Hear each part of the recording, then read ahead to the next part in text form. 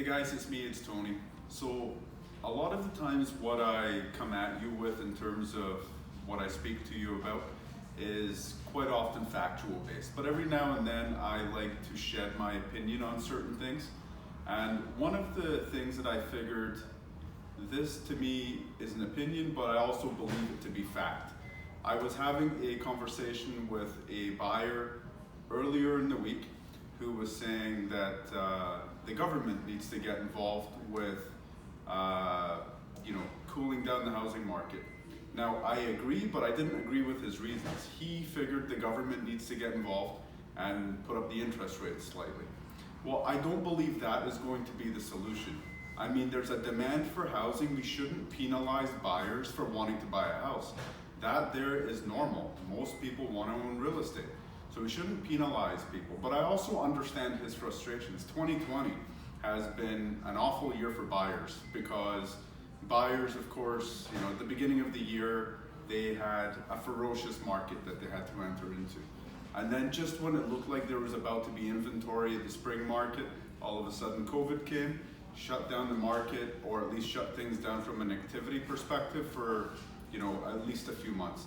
All of a sudden when the market started opening again, phases started reopening, again it was tough for buyers because now you had that rebound effect from COVID where they get back into bidding wars. So I totally understand from a buyer's perspective, it can be extremely frustrating.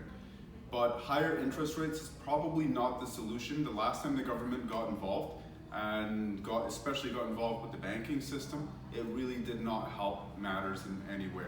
All it did was just, again, create that suppression, and when that suppression had to be satiated, all of a sudden we were dealing with, again, a ferocious market which built up to where we are right now. Here's what really needs to happen. It's supply and demand. If there is a lot of demand, that just means there's just not enough supply. So what do? You have to create more supply. So the government can get involved and they can improve the ability for builders, developers to continue to build homes at a faster pace. I don't necessarily think affordable housing is the answer because we're getting bidding wars in the 600s, 700s, 800,000s. That's hardly affordable housing.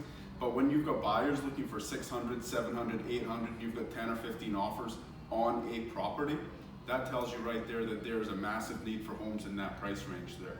So yes, there's always a need for affordable housing, but there's also a need for housing in general. So the government can get involved by making it easier for builders and developers to open up subdivisions. That will take some of the pressure off of resale homes because if there's absolutely no new construction, a buyer's only option is to go resale.